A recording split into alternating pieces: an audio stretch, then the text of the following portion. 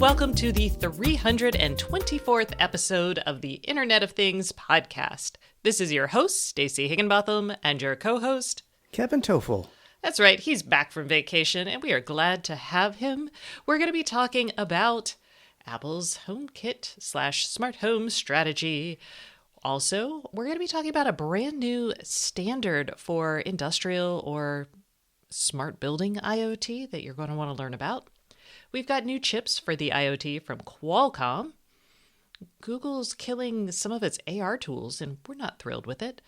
We've got an update on some helium stuff, and I tried out the new Nano Leaf Elements lights, and I like them. So we're going to talk about those as well. Plus, our guest this week is Paulus Schautzen, creator of Home Assistant.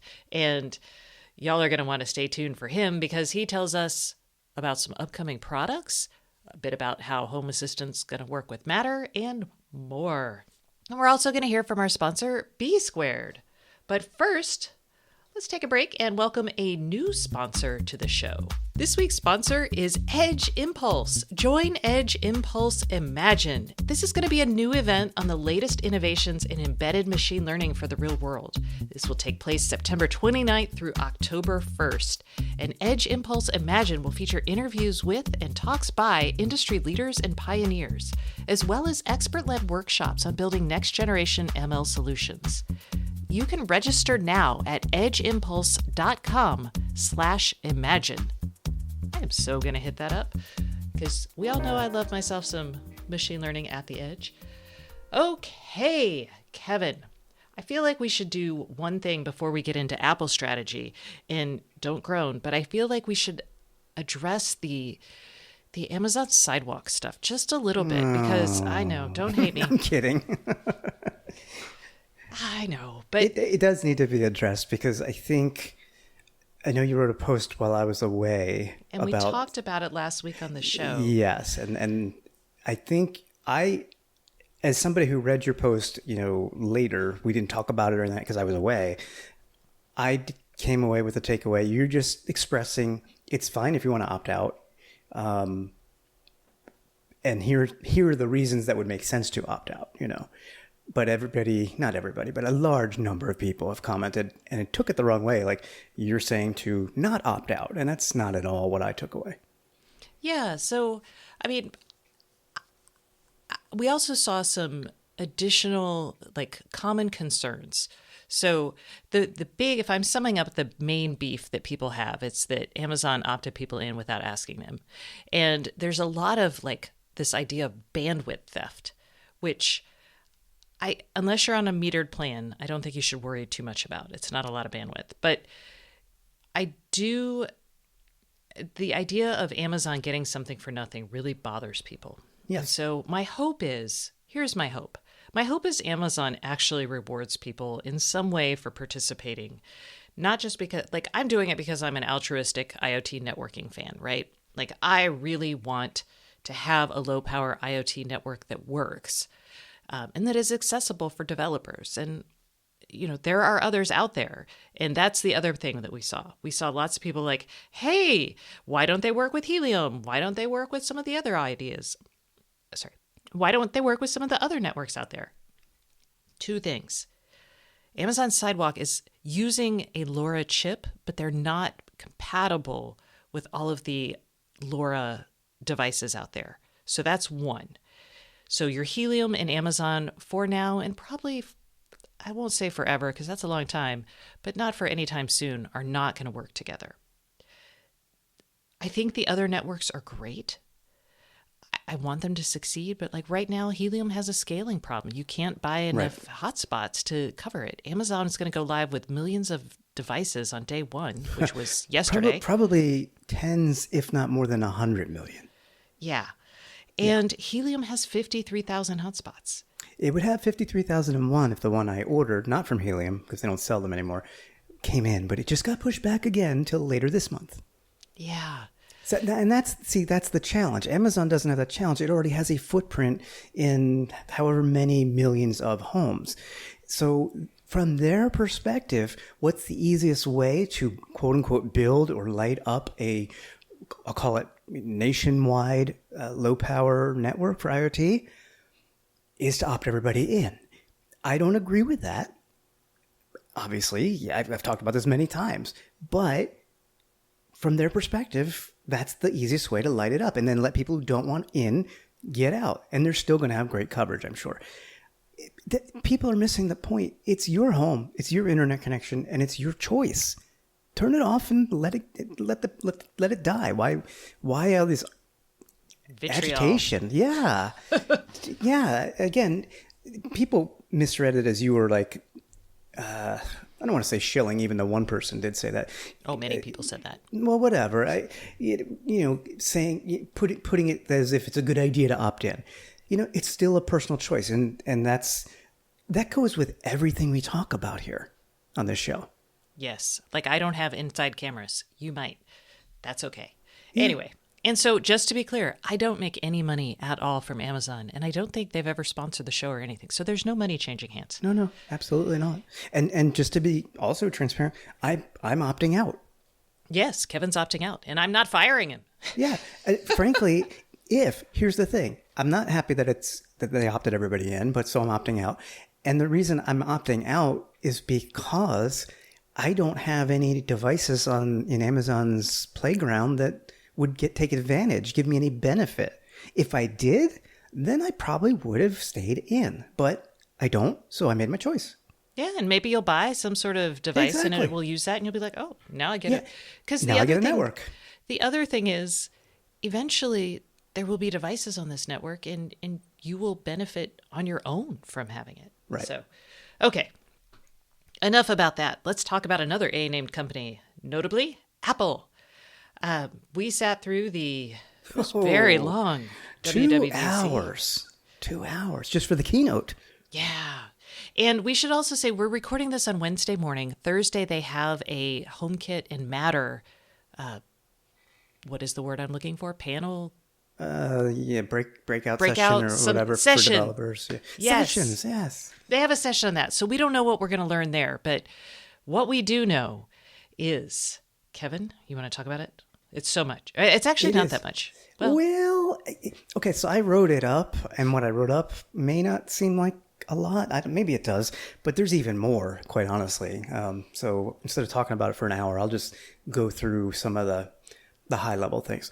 First and foremost, only because we've been getting questions about it a lot, the upcoming iOS 15 software update, it's already available for developer preview. It will be a public beta next month. I will be in on that public beta. I don't feel like paying them $100 a year to get the developer stuff early. It will bring Matter support. And that was like huge, even though it wasn't like the first thing they talked about. I think it's huge because they're like not being as vague as other companies, or other companies not even mentioning Matter yet. Like, has Amazon said anything about Matter? Amazon hasn't said anything about Matter. Oh, by the way, y'all. It just doesn't matter. Oh, sorry, go ahead. Matter is the new name for Project Connected Home over IP, which is the interoperability standard we've been talking about for the last year and a half. Okay, yes. Carry on. Sorry about that. Yes, maybe we have new listeners that are like, what about Project Chip? Yes, so that's coming in iOS 15. I got some information talking to a few people. And I find this interesting. It does not appear that Matter devices will have to be certified as HomeKit devices to work in the Apple Home app. And that's brand new, obviously, because you have to be HomeKit certified to be a HomeKit device. So that may change, but I don't think it will. The goal of Matter, if you're like brand new into the show, is to make easier connections of devices, smart home devices, IoT devices across multiple platforms. So you could, in theory, use a Google speaker with some Apple sensors that are HomeKit sensors, etc. So that's why it's a big deal across ecosystems. So what else? What about Siri? Siri. So they talked about Siri, and they mentioned on-device intelligence a couple of times. You caught that, right? Yeah, I thought that was really, I was like, ooh, is that local? Is Siri going Yeah. local? It is. So they even showed a demo, iOS 15 demo of somebody using Siri on an iPhone where they basically didn't control their smart home, but they did control the phone. So they were like, what's the weather? What's this? Turn on airplane mode, which it did, no problem. And up till that point, they had a connection to the cloud. Now in airplane mode, they kept going, well, what's my calendar? What's my next event? What's this? What's that? Show me this. And it all still worked. So yes, Siri is going to a local state, I'll call it. Now, I would have loved to have seen some demonstration about the smart home and how Siri's going to work that way. But then I thought about it. To be a HomeKit device, you have to have local support anyway. So my guess is it will still work locally in the smart home as well. Like on your HomePod? Well, that's the thing. So the on-device processing would then go through a HomePod or a plugged-in iPad or an Apple TV where you've got some really bulky, in terms of compute power, chips to handle the local natural language processing and then tap into HomeKit and say, this was what was said, so this is what you do to this device. Mm-hmm. So this is good because from a privacy standpoint, people want more local control. Yes. Yes. If you're in the iOS world, you can have that. Well, Google's doing a lot with local control too. Google's doing a lot, but I haven't seen end results yet. If I'm wrong, I'm wrong. You're right. The local SDK, it's still in beta. Okay. Right. All right, Google, get moving. Yeah, well, we were watching this event simultaneously from our homes and chatting. And I think this is where I said Apple is actually out Googling Google in this regard. It really is. Yes. And we weren't watching simultaneously, by the way, on the new FaceTime features. Haha, because I am not part of the Apple ecosystem entirely. Yet. Okay. Now, here comes some exciting things. They also mentioned something regarding locks, and I think this is going to be possibly the basis, I don't know, for the standard that I wrote about a couple weeks ago that the Connectivity Standards Alliance is building with Google, Apple, Yale, and... Asa Abloy. Asa Abloy, sorry, not Yale. They make Yale. For smart locks. And so, Kevin, you want to tell us what Apple announced? Because this is a big deal, actually, for the lock world. Yeah, so they didn't announce any new lock products. They announced new lock functionality in the HomeKit world. And basically, they are using either your iPhone or your Apple Watch can be a key to your home, just like either of those can be a car key for your new BMW, and then other models are coming soon. They announced that part last year. So they're adding home keys basically to your Apple Wallet, which is on the secure enclave of whatever iOS device you have. I wasn't sure if they were using ultra wideband for this, but it appears they're using NFC. And that's really good because that means all the older supported iPhones with an NFC chip, but not with an ultra wideband chip, will be able to unlock smart locks. Same with the Apple Watch because it has NFC for mobile payments. So that's good. You've just expanded the potential user base by a ton by not using ultra wideband. And really, you don't need ultra wideband for this. NFC is fine. So will I have to buy a new lock to use this? That's going to be the unfortunate part. It's going to depend on if your lock currently has an NFC chip, which I don't think many do. Yeah. I can't think of a one, but I'm sure there are some out there, but I don't any recognizable ones. No. So okay. Yeah.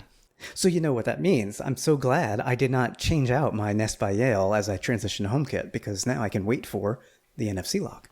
Yes. This holiday is going to be a big season for locks, I bet.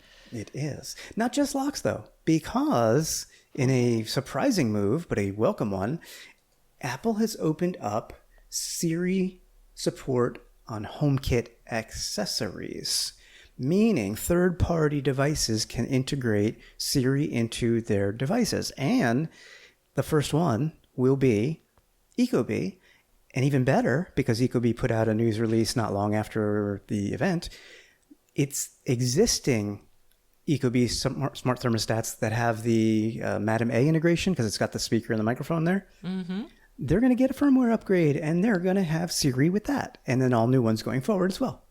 Woo! That is actually really good. Yeah, I have an Ecobee too. If I don't have HomeKit, but yes. I have HomeKit, but I don't have the Ecobee with the mic and the, and the speaker. Oh, maybe I should rip that off the wall and send it Let's over. trade. Let's trade. Yes. So, but that's good, and that really opens up the world to putting Siri in anything, just like they do with Google Assistant and Madam A. So that's big. That is big. Yay!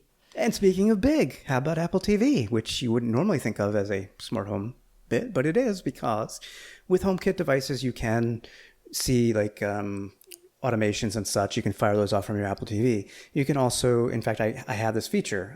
If you have a HomeKit doorbell and somebody rings the doorbell and you're watching TV, the feed pops up. But it's only one feed today. Now you're going to have multiple feeds. They showed 4 HomeKit cameras on a single Apple TV. It looks sweet. I guess if you just want to sit around and scan your property, your estate, you can do this from there. Oh, yes. Yes, I do that all the time. I sit in the backyard and just, when the drone is down, I use the TV to scan. I pop my monocle in and I stare at the TV. Yes. And in addition, and I thought this was really neat, if you're looking at a camera for a particular area of your home, maybe it's backyard. So you've got the backyard camera, you're viewing on your living room TV, for example. Any devices that are also attached to the backyard room, it's going to intelligently pop up so that you can see maybe the temperature outside, or maybe you've got outside lights that are not on and you want to flip those on. So it's going to surface contextually devices for whatever area you're viewing. Nice. Okay. Yeah. That was a lot. Yeah, and not yet. The home keys are a big deal. They are. And I would say you came away feeling like Apple HomeKit has kind of really, this is a big deal for them. It moves them up quite a bit. So my take is that I've kind of been blah on HomeKit from the beginning because it just didn't do enough. There wasn't enough devices, right? So now, as I transition, and I'm doing that because it can do more via software updates. And now they're going to have thread support, which I'm already using on the HomePod Mini and some Eve thread devices. Now I kind of feel like is the time to really be excited because of all this opening up to add Siri to other devices now. The fact that Matter devices probably won't need to be HomeKit devices. Now, my 2 main concerns are gone. You're going to have a wide breadth of accessories, whether they're HomeKit or non-HomeKit, to use in a HomeKit home. You've got the Matter support. You've got thread support already, which I'm taking advantage of and loving. And you're getting increased privacy, and I'm paying a little extra for the iCloud storage, which gives me HomeKit secure video on my cameras. So now it's almost like, well, gee, now what's to complain about? Indeed. We'll find something. Oh, I know, but I can't. I'm feeling much better about it than I used to. Yes. Excellent. All right. And I didn't mention this, but we're also, speaking of HomeKit, we're going to be talking about the EU making a decision about the digital assistants, because that came out this week and it's a pretty big deal. From a privacy standpoint, among other things. Okay. So the Commission, the EU, so this is most of Europe. Sorry, Most. Brexit. They launched a report into the consumer IoT, and today they published some of their findings, and they found 4 things that really upset them. And we'll just run down those really fast and talk about what we think, is what we think of them. So first concern they had was an attempt to restrict the number of voice assistant accessible on smart devices. So if you are making an Ecobee thermostat for Madam A's ecosystem, you may not be able to put HomeKit on it or Siri on it. This upsets them. But that is changing. As we just said, yes. So it seems like now Amazon does make a specialized chip that will put Madam A easily on a device, but you don't have to use that to get certified. So, if you use it, it's because you don't have the developer. You don't want to associate with the developer costs, and that's fine. And there are devices, a particularly good example is Sonos. The Sonos One speakers originally came with Madam A, and then later got Google Assistant.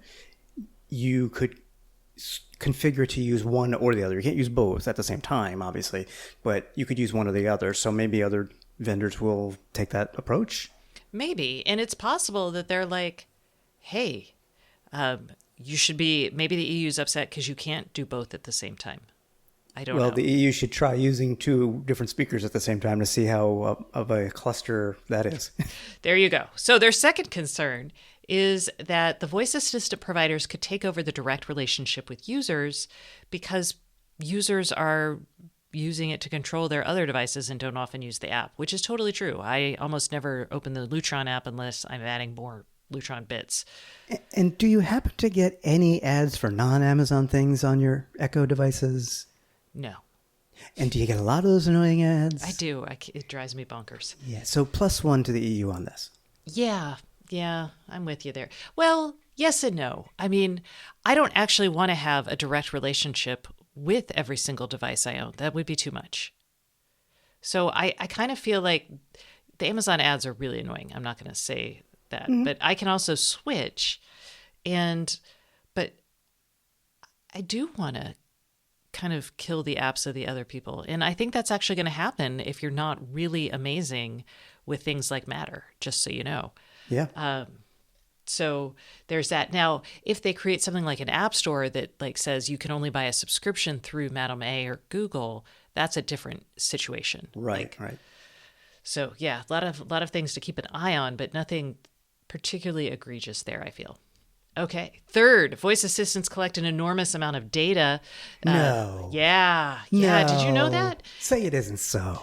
And they're saying having access to data gives big advantages as the voice assistants accumulate it. I think, yes, they do have a lot of access to data. What I think is more problematic is that Amazon in particular uses its power to say, if you don't share your device data with us, we're not going to sell you on Amazon, right? Right. That's the bigger issue, I think, too. And to be clear, Apple actually doesn't get the data. Right. In some, if you're a big enough provider of a smart home device, you don't share your data with Amazon. You negotiate with Amazon. You're like, I see you. I call your bluff. Don't sell my product in your store and see what happens. Exactly. But I do think that's an area to look at. Finally, the EU is upset about limited interoperability between products and services from companies that are different. Did they wake up in 2008?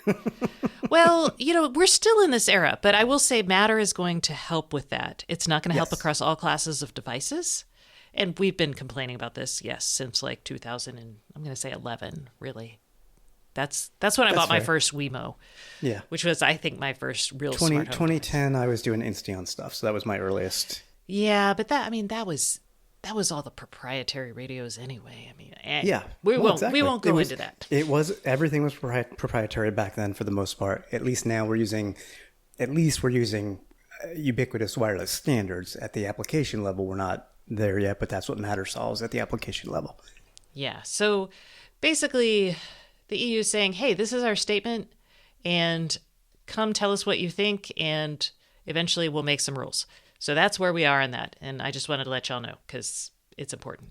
Now, let's talk about another innovation from Europe. And this one is for scalable, highly dense industrial or building IoT networks. This is a lot to explain, but we can do it. All right. We can do it. There's a company in Finland called Wirepass. I really like them. I've written about them twice. They have been developing a standard using 1.9 gigahertz spectrum. It is the DECT 2020 standard. The old cordless telecoms. Exactly. Yeah. I was like, we had a DECT phone. Boy, we could go 10 feet further from the house to talk on our cordless phone. So Wirepass has built a mesh networking protocol that is low power, that is highly dense. And what do I mean by highly dense? I mean that you can run 1 million nodes, so 1 million little individual pieces in a 1 kilometer space, with those things sending a packet every 2 hours. Parking sensors. They've also shown like 5,000 sensors running in like a 1 meter space. This is very dense. This is important though for any sort of thing where any sort of like a building or a factory floor where you're going to have the nodes might be people, the sensors that you're running. It might be the individual handset devices that the people you're relying on carry. It's a lot. Office chairs. office chairs. Who's at their desk? Who's in this conference room? Or is the conference room available? Yeah. Is it hot? Is it cold? All of that can run on these. It can be battery powered. So the big news is they're making this part of the 5G standard. Actually, there's two pieces of news. One is the 5G standard news. The other is that Silicon Labs is making chips that use the WirePass DEC 2020, well, they use the WirePass standard over Bluetooth. So SLAB is now making Bluetooth chips that will use this standard. So now you can have a highly dense Bluetooth network in your building. The other news is that they're working with the ITU, the International Telecommunication Union, which has oversight over 5G. I know 3GPP has oversight over 5G, but there is the other side of 5G that the ITU has. This is so confusing. But the bottom line is you're going to be able to run the same highly dense WirePass protocol on NB-IoT or LTE Cat-M, whatever. Yes, your flavor of the month. Whatever LTE flavor you want. So basically what we're talking about is bringing highly dense networks to buildings and factory settings on your private networks. Yeah, so this is far less for, say, a consumer, but this would be great for industrial, for office buildings, maybe even for smart cities, agriculture. Oh, well, yeah, maybe. Depends on how far you could go. Bluetooth obviously is not great for agriculture, but NB-IoT would be. So sure. Exactly. Bring it. You could measure the soil moisture at each individual corn stalk. Woo! Out here, that's a thing where I live, so. Oh, okay. I'm like, I guess they do. Yeah, they do it for vines and vineyards. Right, right. Expensive crops. Okay, now, speaking of industrial IoT, let's talk about Qualcomm. Qualcomm has launched a bunch of new modems and new purpose-built SoCs for the IoT. They're using the relatively new Qualcomm 315 5G IoT modem. I know, that's a lot. But basically, 3 weeks ago, Qualcomm said, hey, you know what? We're launching this brand new modem for industrial IoT. What makes it special is that it's only going to speak 5G. So it'll speak LTE, but it's not speaking LTE as its first language. It will fall back to LTE. This allows it to be more future-proof, 1. 2, it allows it to consume less power. And 3, it's able to be a lot more rugged for industrial settings because you've got a smaller footprint and it's produces less heat. So all very good things. So this would actually be good for companies designing IoT modules that currently they want to either sell or use LTE on them. Yeah, and they have but eventually future-proof for 5G, this same chip will work. Yes, and they have got a ton of the big companies that are making the gateway devices for industrial IoT. They already planning to, they're already sampling it and they're going to design it in. So that's big. So what Qualcomm has done is combined that rugged, lower power sucking, smaller 315 IoT 5G modem with different application processors, different Wi-Fi radios, different other radios. SoCs, basically. Yeah, they're making SoCs. So some of the SoCs have neural networks plus Wi-Fi 6. Some of them have Wi-Fi 6E and a neural network.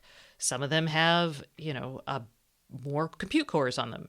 So there's 6 of them. We're not going to go into all of them, but it's a big deal. Qualcomm's really stepping up in this space, and I am very excited to see it. Okay, now it's time for some news bits. Oh, I have one. Hit me. Okay. I don't know if you use this on your Android phone, but about 2 years ago, Google came out with an app called Measure. And Measure is basically uses it's an AR app to measure items around your house. Very clever use. Apple has the same or similar app, etc. And Apple was talking about AR quite a bit this week. Ironically, Google isn't talking about AR this week. And in fact, the Measure app is dead, basically. It will not have any more future updates.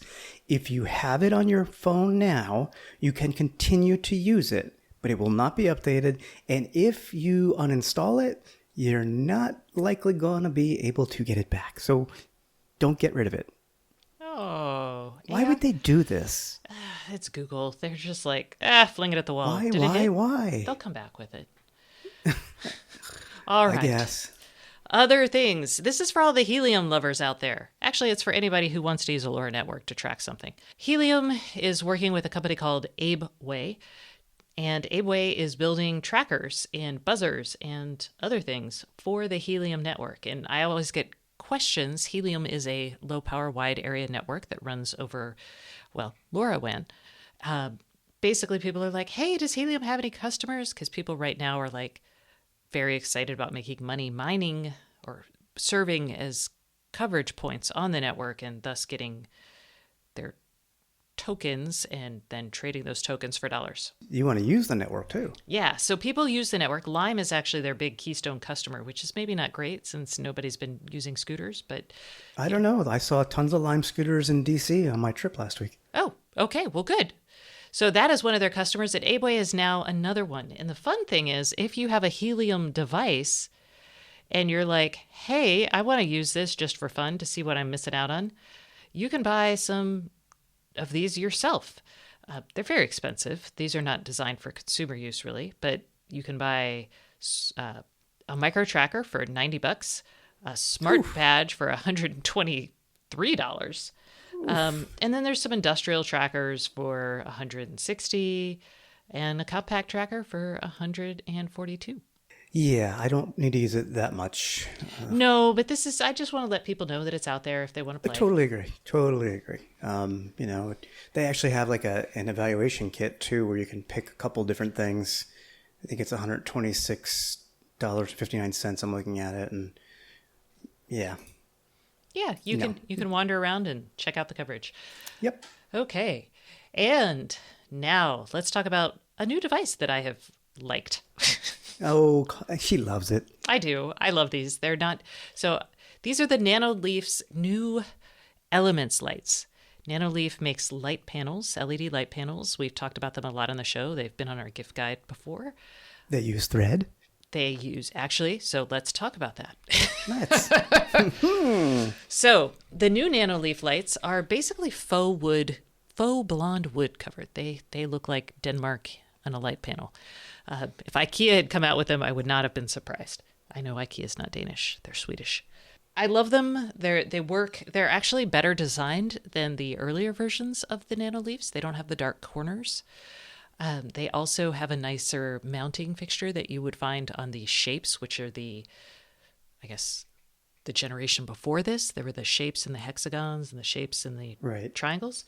And these are hexagons. Oh, yeah, these are hexagons. Mm-hmm. They love their wood and their hexagons. So these are expensive. A starter kit, which is going to contain 7 panels and the controller plus the controller now contains the rhythm module, so it can kind of dance along with your music.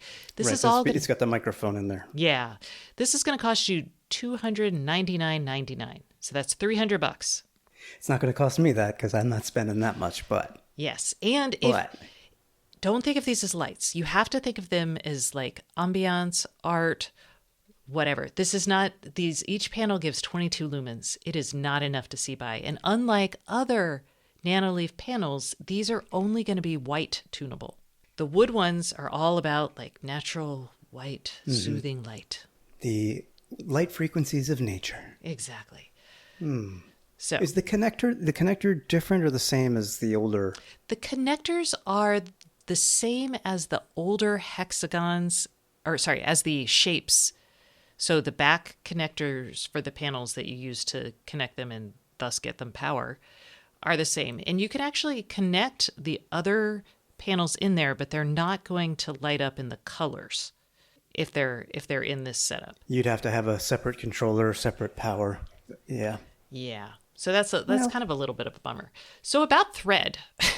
About thread, yes. Because I was curious because I knew most of Nanoleaf products now support thread, but you need a board or router, and I don't think you have one, do you? So here's what's going to happen with this. These, initially they said that these are Wi-Fi only, and they are 2.4 gigahertz Wi-Fi, just so you know. That's fine. They might be a little painful to set up on a mesh network if you can't turn your mesh 5 gigahertz off. But I talked to their product manager, Nathan Dick, on a panel I did for Silicon Labs on Matter, and he mentioned that these will act as a thread border router. They just don't do it today.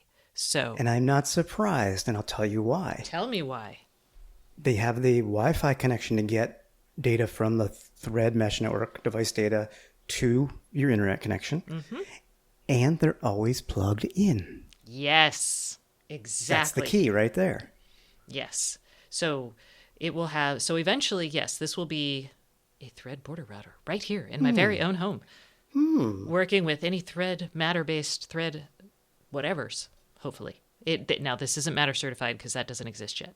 But Right. So, But if you have a Thread network, and you need another border router, maybe one at each end of the house, for example, and you want some ambiance, that's another benefit. Now you're like, ooh, you've got your Apple 4K TV, your HomePods. Those aren't enough for you.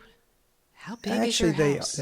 You know what the problem is? I only have one HomePod Mini, which is my border router, and I have one Apple TV, the newest one. I sent the review unit back, but I bought my own. I ordered it even before the review. They're both in the same room, so I'm not spreading those border routers out. I see where we're at. Well, maybe for the holidays this year, you'll find yourself in possession of another Thread border router. Okay. Questions? No, I was going to say one of the Eve products is not a border router, but it is a router, so it can relay the signal a little bit more. That's the always plugged in, connected smart plug. Yes, that is true. Yeah, so that's how I've expanded everything so far. And each Thread border router supports 50 devices, so you may not need it for a little bit, right? Yeah, not for another month or so. There you go. Okay. All right. Well, that concludes the news portion of the show. Now let's go to the Internet of Things podcast hotline, which this week is brought to you by Very. Are you looking for an IoT development firm that has been there, done that?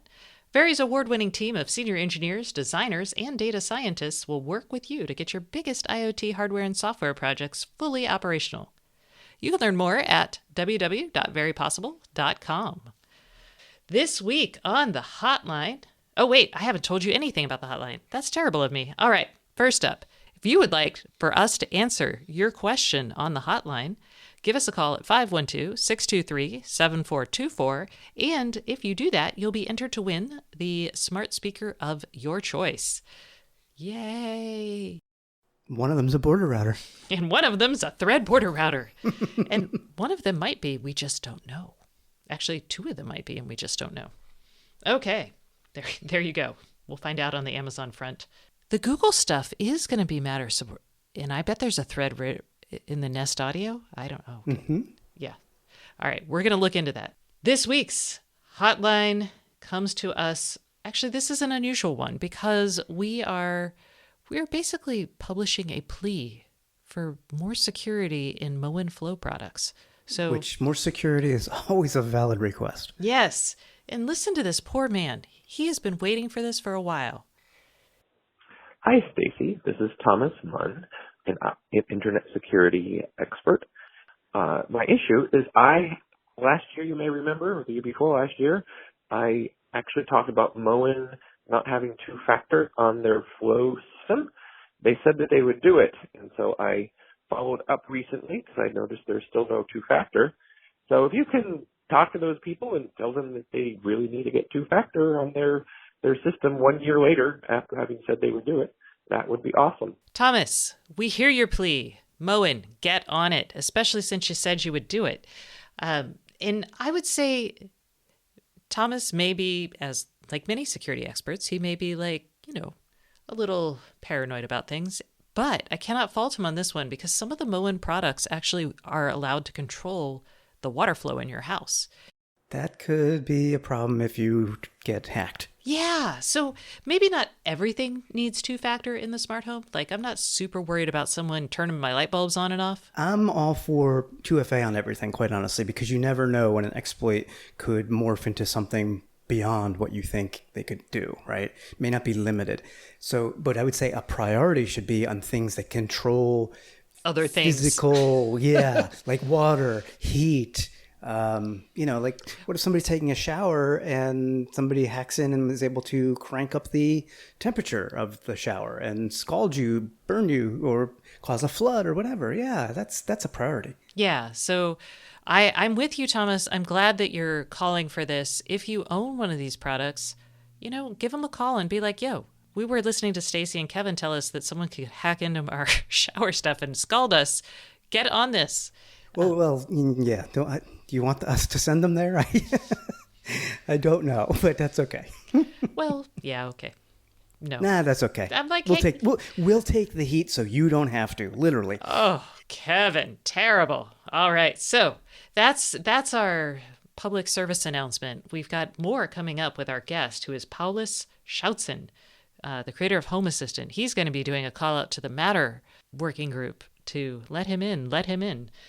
So this is a very, very activist show we're doing right now. And remember, if you would like your question answered, give us a call at 512-623-7424. And now stay tuned for a message from our sponsor. This week's sponsor is B Squared. Hey everyone, we are taking a quick break from the Internet of Things podcast for a message from our sponsor. This week's sponsor is B Square, and I have Tim Shaw back with us this week. Tim, hello. Can you remind our listeners who B Square is? Yeah, thanks, Stacy. B Square is a system software and services company based in Seattle. We have more than 25 years of experience, and we work with device builders using Windows IoT, Linux, Android, and a few other real-time operating systems, and we're pleased to be sponsoring your podcast. Today, I'd like to talk to you about the newest version of Windows 10 IoT Enterprise coming out in the fall. The official name is Windows 10 IoT Enterprise LTSC 2021. Admittedly, it's a long title, but it's a product that we're excited about here at B Square. You may have also heard people refer to it as vNext. Okay, what is the deal with vNext? Yeah, there's some exciting additions coming. First, they've given the OS a smaller footprint. They are also expanding the silicon support and adding new device lockdown features. Finally, they're also introducing a new feature called eFlow, which stands for Azure IoT Edge for Linux on Windows. Okay, do you want to expand on that? Sure. Let's start with smaller footprint. Microsoft is responding to customer feedback to slim down the OS image size. Many IoT devices have limited storage space, so Microsoft has optimized the image, bringing the total footprint down from 15 gigs to 8 gigs. This will provide more on-device storage and potentially reduce bill of materials through smaller storage requirements. Next is expanded silicon support. In addition to supporting the full range of Intel hardware, with this release, Microsoft is also going to be supporting Windows on ARM. And specifically, they are working with NXP hardware for this upcoming release. We know with ARM silicon, we typically see both lower costs and less power consumption. We think there's going to be many that are going to be excited to see ARM support coming from Microsoft. I'm excited for ARM support coming from Microsoft. So they're paying attention to the footprint and to the silicon. What else is new? Yeah, Microsoft has a strong commitment to enterprise-grade security, and they continue to expand both device lockdown and branding-related features. With this release, they are also going to be delivering something called Device Update Center, and this is going to provide full control of the way device updates can be deployed, whether from the cloud or on premises. Here at B Square, we have solution engineers who can help you customize your operating system to meet your product goals. And how long will Microsoft support this new version? Yes, part of the product name has the acronym LTSC. This stands for Long-Term Servicing Channel. With each LTSC release, Microsoft provides a full 10 years of support. And we know this is critical because embedded devices are often deployed in the field for many years. Once this product launches, the 10-year support window will begin. That's great. Anything else? Actually, yes. One more thing. Microsoft has also announced Azure IoT Edge for Linux on Windows, also known as eFlow. We'll plan to talk more about that next week. I can hardly wait. Well, what is the timing on all of this? Yeah, Microsoft hasn't set a definitive release date yet, but we are expecting it sometime this fall. In the meantime, to learn more, check out bsquare.com/Stacy.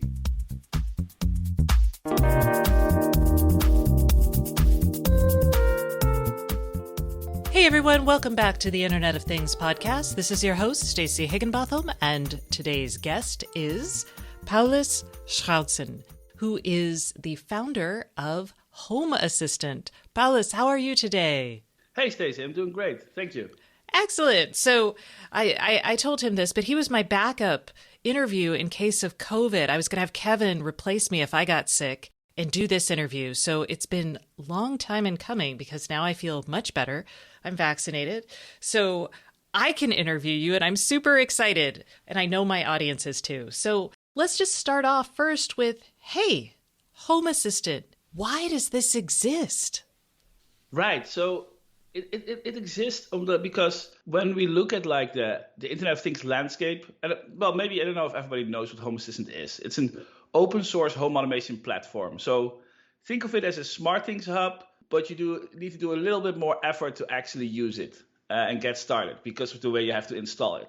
The reason it exists is because we were looking at I'm the founder. I was looking at like the IoT landscape, and there's just not much out there that allows you to full access to your data. Like many of the IoT systems out there, they will talk to a lot of devices, they will pull in all your data, and then it sits in their systems, and their systems don't always fully allow us to get everything out. And with Home Assistant, there is no such thing as like a data silo or like we protect your data. Like all the data that we store is documented. You can get APIs to pull it out. It's easy to build anything on top. And with Home Assistant, we stay local. Every automation runs local. There's no reliance on any cloud. We're going to love that because everybody always wants to know, is this local? Can I do everything locally? It's also kind of, I'm going to say it's a little difficult to use. I mean, I've used it. I've downloaded it to a Pi. But talk to us about your audience and how you're, I don't know, maybe trying to make it easier for people to use? Or you probably don't feel like it's difficult to use, but I mean, is this for mainstream users?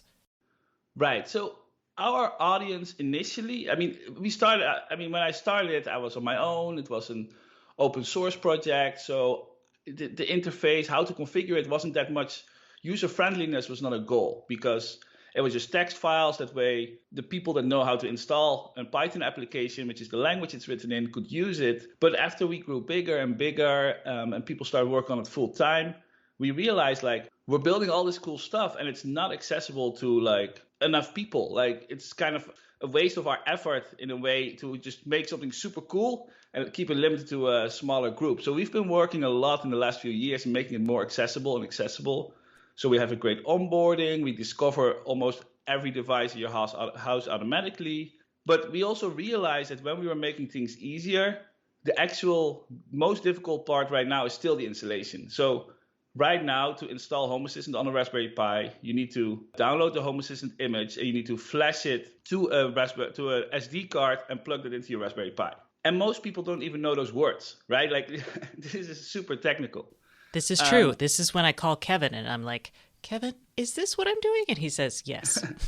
Right. And so we were actually looking at this. And so last year we decided to launch our own hub. So a device that, has Home Assistant pre-installed so that when you plug it in, pretty much you just go through the onboarding and you can start using it. And this worked great. But this hub was still, this was our first foray into hardware. We're all software people. That's how we got into home automation. We made it was a very powerful board. It was really targeted at like our super fans. It had like an expensive aluminum case and made it look really good. But of course, the price was also very high. And it didn't speak actually any home automation protocols. So we're actually working on something next that's going to be more affordable. We'll have Zigbee in it, but will be Matter compatible. And we're hoping to launch it later this year. And this will really make it more mainstream. But I don't think we're not going to focus on the actual mainstream in a way that like we're not going to try to compete with Philips Hue or IKEA or Amazon or Google. But we are mainly for the people that have used those systems, realize it doesn't do everything they need, or they don't see all their devices in it and they want to do more. That's when you do like a step up to a more advanced system. And that's where Home Assistant comes into play. Got it. And that's a good point. And yes, we were like, wow, this is super powerful, but also it doesn't speak Zigbee or Z-Wave. Mm-hmm. And we were very confused. This was the Home Assistant Blue device that Kevin reviewed it. So maybe since I'm the true newbie, I will review your next hardware coming out possibly later this year. And I'll be like, seal of approval for more mainstream. Okay, we're going to get into Matter in a little bit, but first let's talk about local control because it's super important. But it's also, I like the cloud. The cloud has all this intelligence. It has access to so much more information. So talk to me about how you think about what should be local and what should maybe you can reach out to the cloud for. So I think everything should be local as much as possible. And I think that as we see devices are getting more and more powerful, right? Like every year new chips come out and there's more I think it's called AI on the edge, right? So it's more machine learning can actually happen locally. I think that the cloud is something that it's great that it's there, and it's great that we can outsource work that we don't always want to store locally or have like long history, like store all the data and only store like a subset of the data locally or for backups. But what I wish more people would realize with the cloud is that somebody needs to pay for the cloud. And if you have a product that has no subscription cost attached to it, and it has a cloud function, then it means that your initial product cost covers the lifetime cloud of your product. And if you expect this product to work for 10 years, then 10 years of cloud cost is included in the price. Then that's something that like is just to think about, because if a product is like a $7 Wi-Fi light bulb with a cloud attached to it, that seems highly suspicious. And then if you think about it that way, then it will be great for manufacturers to also say, hey, this is how long we will support the cloud, for example. But we see that a lot of manufacturers are actually not open about that. They just kind of like skim over it. And then if a cloud would turn off, what happens to these products, right? I think a product should keep functioning if the cloud is not turned on anymore, if it has to rely on certain functionality for the cloud. But that's not always the case either. You are preaching to the choir. We believe both in, hey, think about your business model before you launch a cloud-connected device. Communicate that business model, and then also communicate and think about expiration dates for how long you're willing to support a device. And I know, early on in the smart home, I get that people didn't do this, right? Like, I understand that people may not have been thinking this through all the way, or might have, it's a little experimental. But 10 years in, I feel like we should have this. And I know in the UK, they're talking about making some of this language a rule, for example, or a law. And I'm for that. Although it could mean that companies put an expiration date on there and, they might just kill it even though they don't really have to at that point. I don't know. Are there really downsides? I mean, I think having, at least when you have a law like that, I mean, we have laws like for food that you have to say what's in it, right? So having a product describe what's in it and what it relies on, I think is a good step. And it will also force manufacturers to think about it. I like it. Yeah. And it levels the playing field on somewhat. You can't sell something that doesn't have that might be super cheap. Because, man, the consumers, they go for cheap all the time. That's me too. But I'm like, I'm like, oh no, I know what I'm paying for here. So let's go into Matter. Because this is one of those, I feel like we're at like a sea change moment potentially for the smart home. And for those of y'all who may be unfamiliar, Matter is the new project. It's the new name for Project Connected Home over IP. This is a standard for certain devices that will make them basically communicate easily with one another, no matter what your platform is. So first up, we should ask, hey, is Home Assistant going to support Matter? Definitely. We always aim to support like all the protocols and APIs possible. Like, I mean, Home Assistant already supports the 1,800 different APIs and devices. So Matter will definitely be added to it. And the way Matter is developed with the open source repository should make it very easy to actually integrate, because they will do the hard parts of actually talking the protocol to like the over Wi-Fi, TCP/IP, or over the radio, and then just Home Assistant can hopefully just plug into that. Okay, that is a big hope. And what do you think the industry has to gain, and maybe what it even has to lose by adopting Matter broadly? I think with Matter, it will be very beneficial for home controller devices like Home Assistant or Amazon or Google, because all of a sudden it's very easy. You see a light bulb that speaks Matter, you can control it. It also means with a standard is that we all, it can actually become like a race to the bottom in price-wise, because everybody can make a Matter compatible light, and that is going to work with the Google or whatever smart home system you have. But it's also great because if you then make nicer looking lights and you're still Matter compatible, that's how you can still distinguish yourself. And so we might also see just like certain light manufacturers will be able to make cool stuff and still make it work out of the box. And for example, if you're great at making lights, you don't have to be great at making a smart home hub anymore, right? IKEA needs to make a hub, Philips Hue needs to make a hub. But if they don't want to anymore and they just want to make lights, that's a possibility now. I think the downside of having a standard is that if you want to do something else, you cannot. You're limited to what the standard can do, or else you need to build up all that infrastructure. So for example, don't expect a standard for media players like Sonos or Chromecast or these kind of things, because they just do so many things that like their unique advantage is actually all the stuff they offer, which is not standardized. Okay, and that makes sense. Although they could layer that on there. So like, I think if Philips Hue actually does a great job with this, I think. I can control my lights through an Echo or things like that, but if I really want to get fancy with them and create like scenes, I have to download the app, I have to work with that. At the same time, they're also fairly open. Like I used to have, I don't remember the name of the app, but I had an app that would like allow me to do dance parties and tie my Philips Hue to music. And, and that was just an API call on that developer side. So I feel like, I guess I feel like as long as you are open both, I guess I think of it northbound, southbound APIs, but people would probably think inside, to another ecosystem and then outside your ecosystem. That feels pretty good.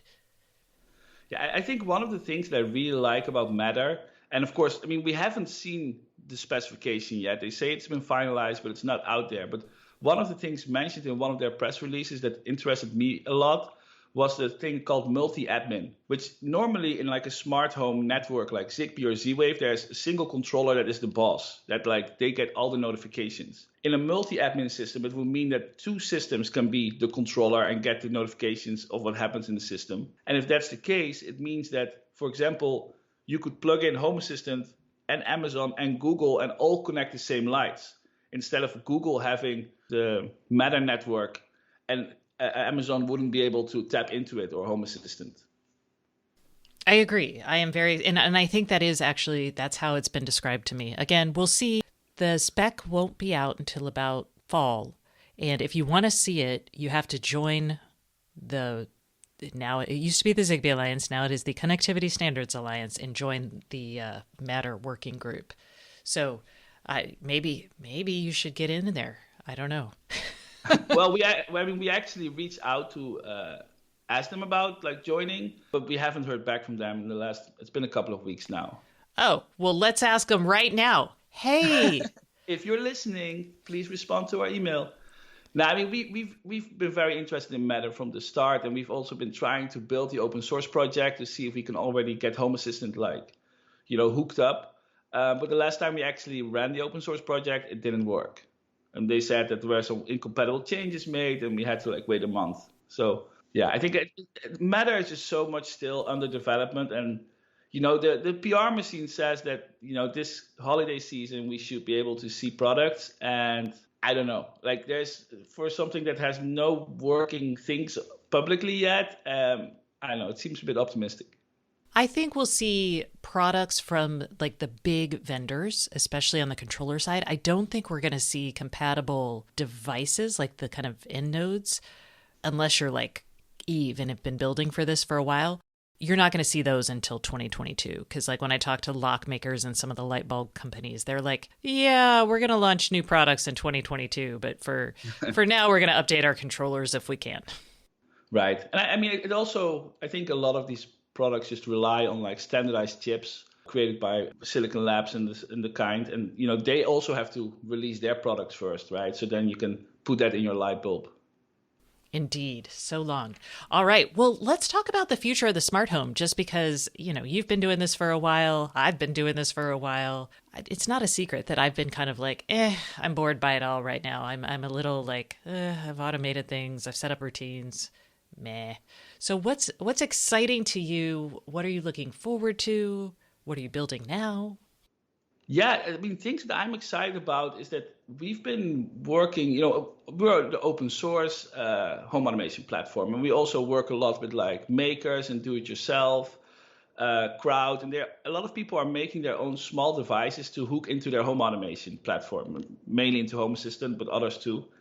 And we've been trying to make it actually easier for people to build stuff and then share it. So one of the things that we launched last year is a tech reader, which is just a simple box where you can put NFC cards on, and any card can trigger any routine in your smart home, including playing music. And this is something people can build themselves. One person was also selling them. But for example, my son, ever since he was 1 year old, you can actually tap the cards and he could play music in our living room. And that's the kind of playful, toyful thing you can do with a smart home where there's not many products out there that actually do this. And it's not something you could probably mass manufacture because not everybody will be interested in it. But I think that there's definitely people that want this in their home. And I think if we can, we're really trying to build out a maker ecosystem where everybody can easily create stuff for smart homes that just, all works locally and just these kind of playful things. I like it. And one of the most common things, okay, I shouldn't say the most common things. We've had multiple requests over the years for some sort of thing, like a screen device that shows people their sports scores in their man caves. I cannot tell you how often the word man cave, it's always next to a Wi-Fi powered device that shows me my sports scores. So I'm curious, have you seen anything like that? Because I've looked at like the DAC boards, I've looked at some options there, but it's hard to get the sports APIs. Right. Well, I mean, if you want to like hack it all together, with Home Assistant, we actually built something called Home Assistant Cast. And it's for the Google Nest Hub has a screen, it has a touch screen, and you can actually project your Home Assistant UI on it and interact with it. So then you can actually control your lights. You could also see any other data that's in Home Assistant if that was a sports score. But yeah, in the end, if you want to go more to like off the shelf route, I don't think there's many. I mean, you almost end up with like a tablet with a browser. Yeah. And then is that something you want to hang on the wall of your man cave? I don't know.